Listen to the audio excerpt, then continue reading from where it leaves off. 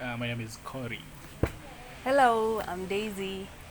Yes, so today just want to have a small talk about data-driven agriculture, Or in short, we can call it Kapungui series.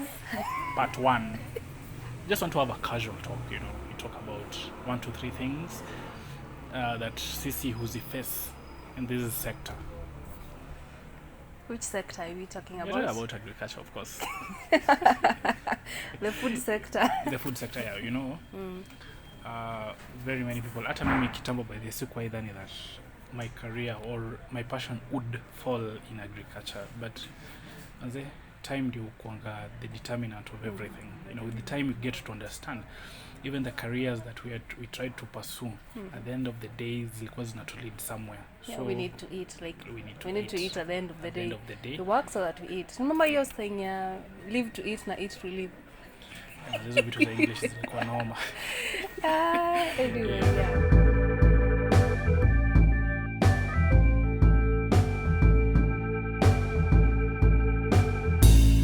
Yeah, this place is called. Crab Kitchen in Kikuyu. When you come to this place, you will be craving for everything that you see around. But we'll show you around. Yes. It's a really nice place. They have organic food. They plant their own food, their own spinach, dania and everything. We'll show you around. It's a really cool place. So just imagine that you're in this place and you've just ordered for a burger. You'll see these people just running to the garden, pick a lettuce, Imagine. then come and prepare your burger. That is how fresh the food around this place is. And I'm really kidding you not. They also have a vertical garden. Vertical gardens are best for constricted spaces. You see this, it has a very small space, but they are maximizing. They're maximizing. Yeah, actually, and also another thing, have you seen the vertical garden? Yeah, actually it's behind us, or in front of us, behind you guys. Guys, and one thing that I've also liked about the vertical garden is the recycling of the Plastic bottles. So I think I came here for the first time, then I went home to try some vertical ideas. I tried, I must say. Ingawa kutokea hivyo, but I tried. How is it? It gives you like really good ideas.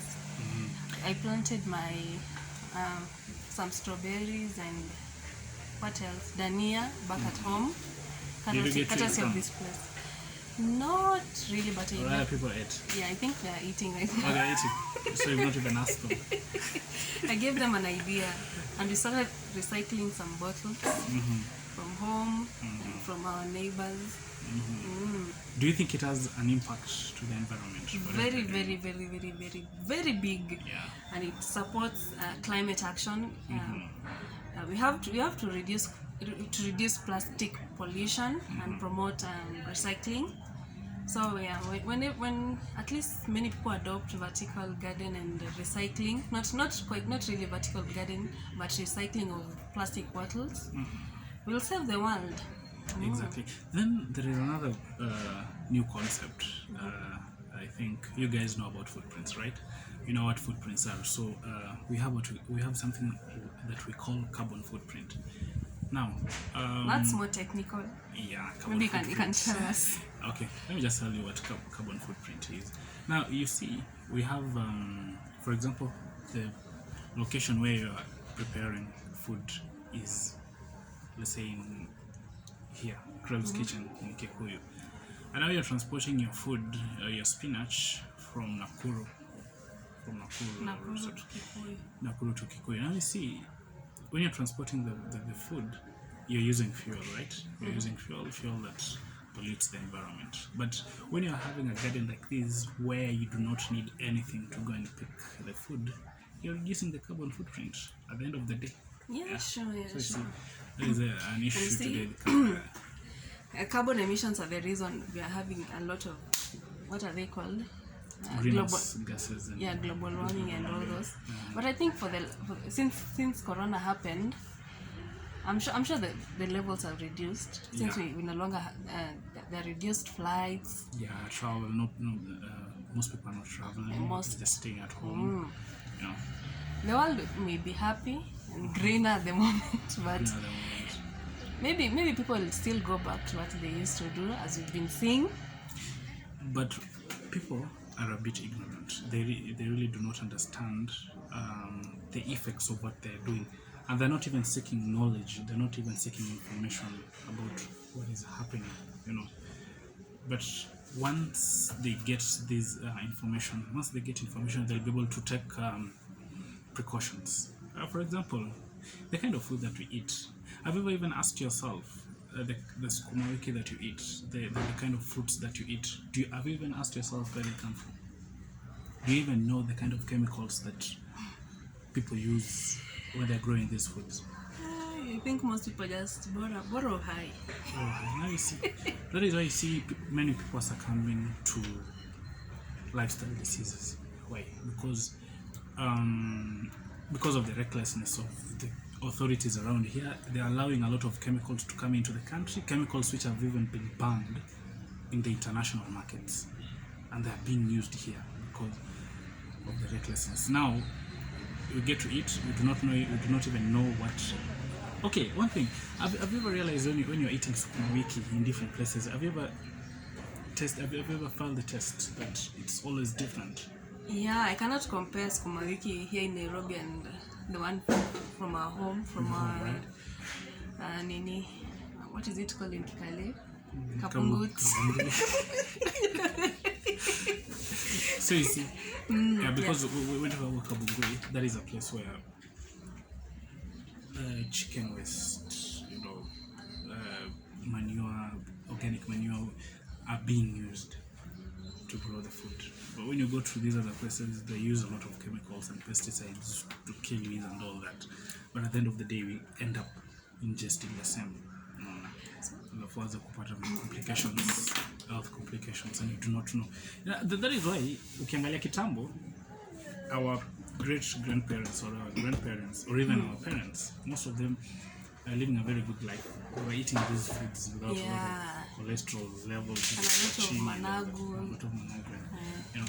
But sisi hapa hivi tunakuja majunk tu, mabaga hapa sijui na machiko, you know. So the issue of traceability and food safety in the agricultural value chain is very important. We need to understand where our food comes from. We need to know if we are eating, let's say, sukuma wiki, if you are eating an orange, an avocado, or whatever it is that you are eating, we need to understand where it comes from, so that at the end of the day, kusema sijui nini, nasikia sijui I have some health complications na nataka kukimbia India. Something, yeah. So, but it's imperative that we understand. But what if someone doesn't have a space to do that kind of farming, and how will you tell that this is a good quality sukuma wiki apart from this other one? Exactly. Because we live in a like if you live in Nairobi apartments, as in. Yeah, that is a question that somebody also asked me the other day. That yes, you are scaring us with this food talk thing about. Yeah, we want something practical. We want something practical. We can do. We want something. Yeah, we are developing. We are trying to come up with traceability techniques, so as to be able to have consumers know exactly where the food has come from. So one of the things that we're trying to do is we're trying to map, as DDA, we're trying to map out foods that are being grown by farmers. Maybe you can pause there. DDA, what does it stand for? It's data-driven agriculture. We want to use data to inform all those people, all the stakeholders. We want to give them insights and information from data. And when you talk about traceability and food safety in the agricultural ecosystem, we want to map all these foods. You know, I know it will take time and all that, but we want to map. We want to know when you're planting, which kind of pesticides are you using? You know, when you're doing whatever you're doing, when you're doing weeding, are you using chemical means or are you using manual means to weed? You know, then you harvest and you store, then you transport. And when you're transporting the food, you're transporting it, you're delivering it to a certain customer. We also need to record all those instances so that at the end of the day, when this customer is buying the food that you're delivering it, you will have a history. You'll have history of the foods. these foods were planted. These are the kind of chemicals that were used. These chemicals are not harmful, something of the sort. So yes, I know it is a hard nut to crack, but we are trying. We are using the disposable resources that we have to try and find some homemade remedies to trace solutions our foods. and Yeah, exactly. wow, that has been a very nice discussion. I hope you learned something, that what you eat, watch what you eat, and these people are doing something on data-driven agriculture. Maybe they'll inform us in future Of course we will do. Yeah. how that goes. But till that time comes, maybe we'll just stick around, learn about DDA. Yes. And Yeah, so you can find us on Twitter at Agriculture Data. You can also find us on Facebook, Data Driven Agriculture. You can find us on Instagram at Agriculture Data. Yes, we're also launching our website next week.